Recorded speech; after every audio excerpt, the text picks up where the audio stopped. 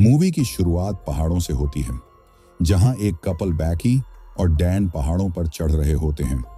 इनकी अभी अभी शादी हुई थी और दोनों अपनी जिंदगी में बहुत खुश थे। इनको पहाड़ों पर चढ़ने का बहुत शौक था। यहाँ इनके साथ बैकी की दोस्त भी थी। अब पहाड़ पर चढ़ते हुए डैन का हाथ एक परिंदे के घोंसले पर चला जाता है। वह परिंदा डर कर यहाँ से उड़ जाता है और जिससे डैन का बैलेंस खराब हो जाता है, जिससे डैन नीचे रस्सी पर लटक गया था और वह चाहकर भी अब ऊपर नहीं आ सकता था। यहाँ बैकी और उसकी दोस्त उसको बचाने की पूरी कोशिश करते हैं, पर वह उसको नहीं बचा पाती और आखिरकार वह नीचे गिरकर मर जाता है। इसके बाद हमें 1 साल बाद का सीन दिखाया जाता है। बैकी अभी भी अपने हस्बैंड के गम में थी। उसने अपने पास अभी तक डैन की अस्थियों को रखा हुआ था और साथ ही साथ अब वह शराबी भी बन गई थी, जिस वजह से उसकी पूरी जिंदगी अब खराब हो रही थी। बैकी के डैड अपनी बेटी की ऐसी हालत देखकर बहुत परेशान थे, इसीलिए बहुत टाइम बाद वह उसकी सबसे अच्छी दोस्त को बुलाते हैं, जिसका नाम हंटर था। वह इसके और इसके हस्बैंड के साथ पहाड़ों पर चढ़ाई किया करती थी। अपने हस्बैंड की डेथ के बाद वह अपनी दोस्त से 1 साल बाद मिली थी। अब उसकी दोस्त हंटर कहती है कि चलो ना, फिर से हम पहाड़ों पर चढ़ाई करते हैं। तुम्हारा तो ये शौक था ना, तुम मेरे साथ चलो, तुम्हें अच्छा लगेगा। वह उसको एक पुराना टावर दिखाती है। हंटर कहती है कि तुम मेरे साथ वहां जाना और वहां ऊपर चढ़कर अपने हस्बैंड की अस्थियों को हवा में बिखेर देना, तुम्हें अच्छा लगेगा और उसकी आत्मा को भी सुकून मिलेगा। बैकी इन सब बातों के बारे में बहुत सोचती है और आखिरकार वह फैसला करती है कि वह हंटर के साथ जाएगी। फिर दोनों अपने सफर पर निकल जाती हैं।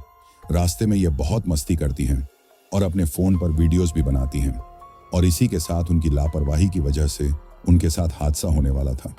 फिर उसके बाद यह दोनों अपनी मंजिल पर पहुंच गई।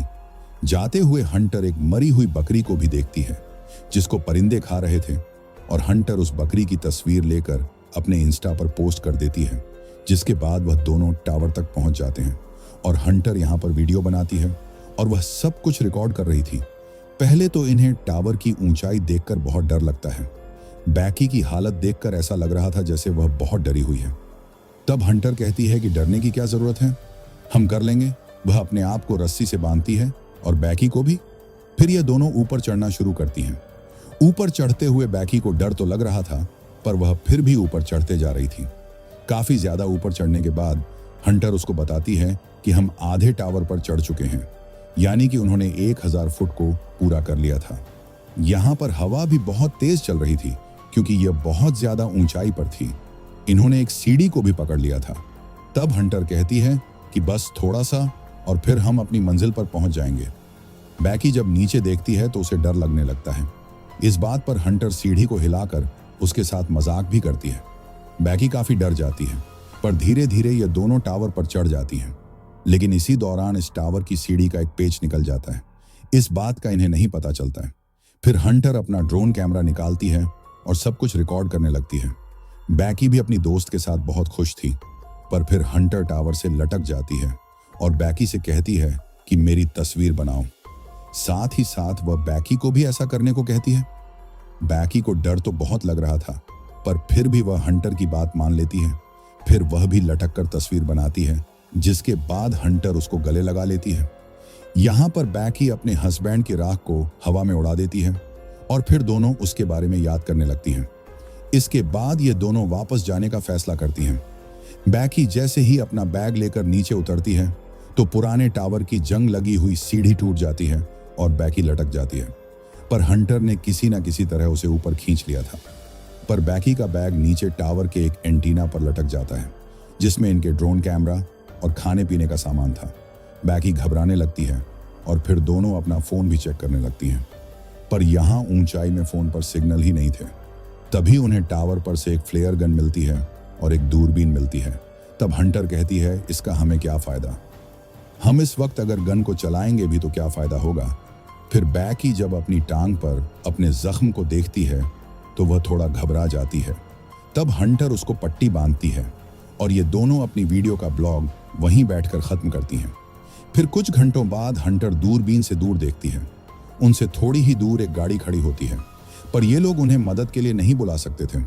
पर फिर हंटर अपना फोन चेक करती है।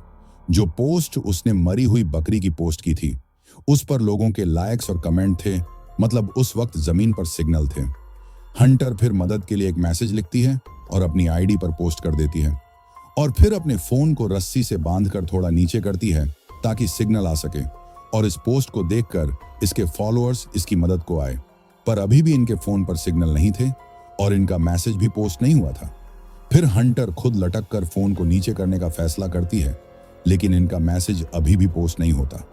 फिर हंटर यह सोचती कि वह अपने फोन को नीचे फेंक देगी।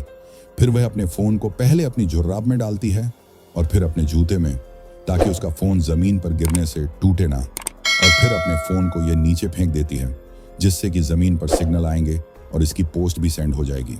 हंटर जब दूरबीन से देखती है तो उसे जमीन पर एक आदमी और उसका डॉग दिखाई देता है, जो अपने फोन पर किसी से बात कर रहा था। इसलिए बैकी जल्दी से अपना जूता फेंक देती है ताकि वह आदमी कुछ नोटिस करे, मगर वह कुछ नहीं करता और चला जाता है।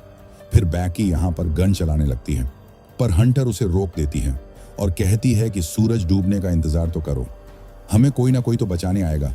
रात हो गई थी। बैकी अपना वक्त गुजारने के लिए अपनी पुरानी वीडियोस देखने लगती है। तब वह नोटिस करती है कि हंटर उसको और उसके हस्बैंड को अजीब नजरों से देखती है, लेकिन तभी हंटर उसको फ्लेयर गन चलाने का बोलती है और उसके साथ ही वह अपने फोन की लाइट को जलाकर इधर उधर करने लगती है। तभी उन्हें दो आदमी देख लेते हैं, पर वह उनकी मदद नहीं करते, ना ही उन्हें वह साफ नजर आ रही थी। उल्टा वह आदमी उनकी गाड़ी चुराकर भाग जाते हैं। यहां पर रात को यह सोने की कोशिश करती है। रात में हंटर नीचे गिरने वाली होती है, पर बैकी उसे बचा लेती है। फिर वो उसकी टांग पर बना हुआ एक टैटू देखती है जिस पर 143 लिखा हुआ था, और यहाँ पर बैकी को याद आता है कि वह जब भी अपने हस्बैंड को आई लव यू बोलती थी, वो उसके जवाब में उसे 143 बोलता था। यहाँ पर बैकी को यह बात पता चल गई थी कि उसके हस्बैंड और हंटर का आपस में रिश्ता था, और अब हंटर के पास भी और कोई दूसरा रास्ता नहीं था। फिर वह उसे अपने और डैन के बारे में सब कुछ बता देती है। बैकी यह सब सुनकर अजीब सी सोच में थी। हंटर उससे माफी मांगती है, लेकिन इस दौरान बैकी अपने बैग को देख रही थी जिसमें उसका ड्रोन और पानी भी था। तो हंटर कहती है कि मैं जाऊंगी उधर तक। अब वह टावर के चारों साइड पर एक हुक डालती है और रस्सी से खुद को बांधकर बैग लेने जाती है, पर अभी भी वह बैग तक नहीं पहुंच पाई थी। फिर हंटर रस्सी को छोड़कर एंटीना के ऊपर कूद जाती है और बैग ले लेती है। फिर वह बैग में से सेल्फी स्टिक को निकालकर उसकी मदद से बैग को रस्सी से बांध देती है और खुद एक लंबी छलांग लगाती है, जिससे वह रस्सी को पकड़ लेती है। फिर आहिस्ता आहिस्ता उसे पकड़कर वापस ऊपर चढ़ने लगती है, मगर एकदम रस्सी उसे छूट जाती है और वह नीचे गिर जाती है। बैकी यह देखकर रोने लगी थी, पर जब जब वो थोड़ा नीचे की तरफ देखती है तो हंटर लटकी हुई थी, मतलब वह अभी भी जिंदा थी, मगर अब उसके हाथ जख्मी हो गए थे। वह अब खुद से ऊपर नहीं आ सकती थी। बैकी अपनी पूरी ताकत लगाती है उसको ऊपर खींचने में, और आखिरकार उसने अपनी दोस्त को बचा लिया था। फिर वह बैग से पानी निकालकर पीती है, जिसके बाद वह एक नोट लिखती है और उसको ड्रोन पर लगाकर उड़ा देती है। मगर बदकिस्मती से वह ड्रोन जैसे ही आगे जाता है तो उसकी बैटरी खत्म होने की वजह से इन्हें उसको वापस बुलाना पड़ता है। अब रात हो गई थी। बैकी रात को देखती है कि उसकी दोस्त हंटर नीचे गिरकर मर चुकी है और उसकी लाश को परिंदे नोच नोच कर खा रहे हैं। पर जैसे ही वह जागती है तो उसे पता चलता है कि यह तो सिर्फ एक सपना था। फिर वह टावर के ऊपर जलती हुई लाइट को देखती है। तभी उसको एक आइडिया आता है कि वो ऊपर जाकर ड्रोन की बैटरी को चार्ज करेगी, और फिर अगली सुबह ये ऐसा ही करती हैं। बैकी ऊपर जाकर ड्रोन को चार्ज करती है और वह तब तक लटकी रहती है जब तक ड्रोन चार्ज ना हो जाए, और उसके बाद ये नीचे आती है। फिर यह पेपर पर एक नोट लिखती है और उसको ड्रोन पर लगाकर उड़ा देती है। ये अपने ड्रोन को एक घर की तरफ भेजती है। इससे पहले ड्रोन घर तक पहुंच पाता, गाड़ी से टकराकर ड्रोन टूट जाता है। ये यहाँ पर एक दिन इसी उम्मीद में गुजार देती है कि कोई इनकी मदद के लिए आएगा। बैकी की हालत अब बहुत ज्यादा खराब हो चुकी थी। अब वह एक दिन भी यहाँ नहीं गुजार सकती थी। तभी बैकी फिर हंटर से उसका जूता मांगती है ताकि वह फोन को दोबारा से नीचे फेंक सके, क्योंकि उसके पास अब कोई और दूसरा रास्ता नहीं था। पर हंटर उसको मना कर देती है। यहाँ पर हमें पता चलता है कि हंटर तो उसके साथ है ही नहीं। वह तो तभी नीचे गिरकर मर गई थी जब वह बैग लेने के लिए गई थी। ये तो बैकी का सिर्फ एक ख्याल था कि हंटर उसके साथ है। फिर जब वह नीचे देखती है तो उसकी दोस्त हंटर की लाश को नीचे परिंदे खा रहे होते हैं। बैकी फिर बहुत ज्यादा रोती है और फिर अपने डैड के लिए एक मैसेज रिकॉर्ड करती है। उसको भी अब ये उम्मीद नहीं थी कि वह बच पाएगी। फिर सुबह हो जाती है और एक दिन और गुजर गया था। तभी एक परिंदा उसकी टांग से निकलते हुए खून को देखकर उसे खाने आ जाता है। बैकी उस परिंदे की गर्दन को तोड़कर उसे कच्चा खा जाती है, जिससे हमें पता चलता है कि वह भूख की वजह से तड़प रही थी और उसे खाने के बाद उसे एनर्जी मिलती है। दूसरी तरफ उसके डड अपनी बेटी के लिए बहुत ज्यादा परेशान थे। वह इसके बारे में पता करना चाहते थे कि आखिरकार उनकी बेटी है कहां पर। उधर बैकी अब हिम्मत करके नीचे उस जगह पर उतरती है जहां पर हंटर की लाश एंटीना पर लटकी हुई थी। फिर अपने फोन को हंटर के जूते में डालकर और उसके पेट के साथ चिपकाकर हंटर को सॉरी बोलती है और उसे नीचे फेंक देती है ताकि उसका फोन ना टूटे और उसके डैड को मैसेज मिल जाए। जिसके बाद हम कुछ घंटों बाद देखते हैं कि बैकी के डैड उस टावर के पास पहुंच गए थे। जैसे ही वह वहां पर पड़ी हुई लाश को देखते हैं तो वह समझते हैं कि शायद उनकी बेटी मर गई, लेकिन तभी उनकी बेटी बैगी उन्हें आवाज देती है।